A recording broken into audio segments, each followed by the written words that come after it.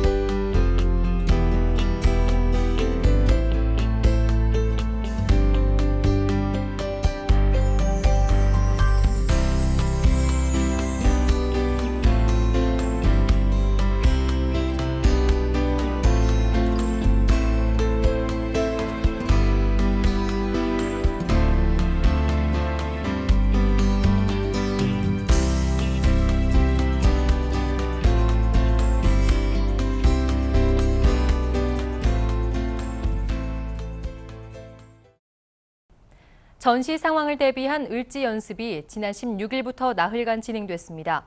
비상식량 급식 체험부터 실제 장갑차를 군에 조달하는 훈련 등 다양한 실제 훈련이 실시됐는데요. 그 생생한 훈련 현장을 박지영 기자가 함께했습니다. 전시 상황에서 군 병력을 이동시키는 수단인 장갑차입니다.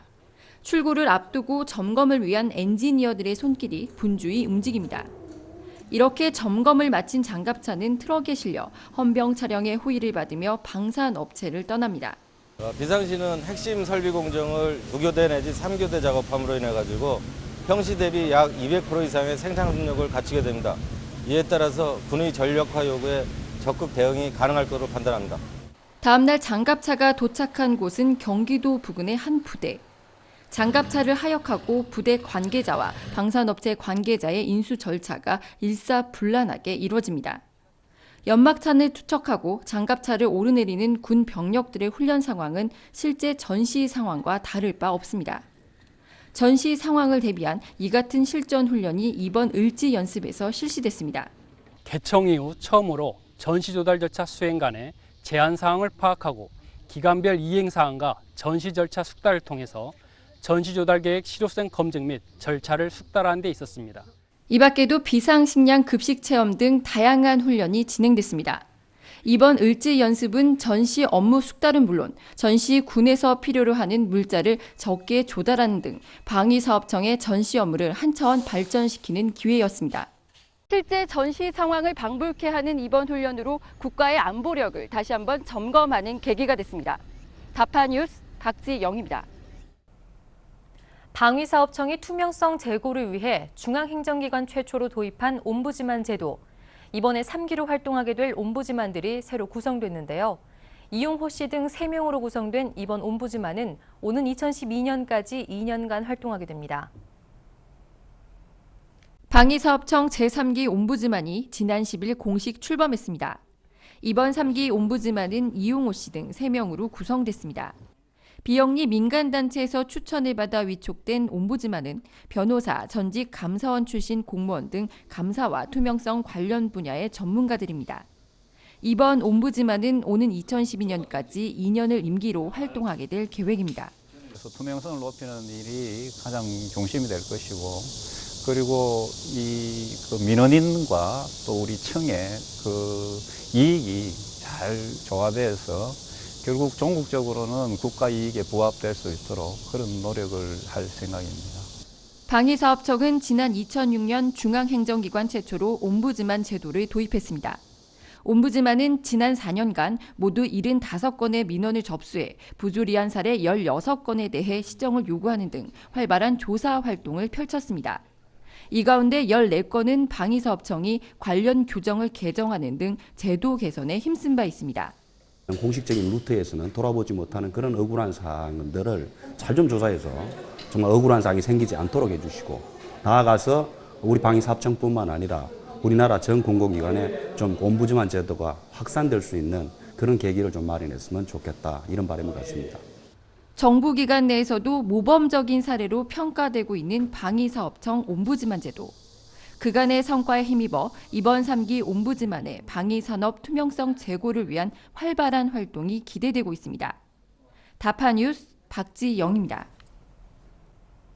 국방과학연구소가 창설 40주년을 맞아 기념 행사를 지난 5일 개최했습니다.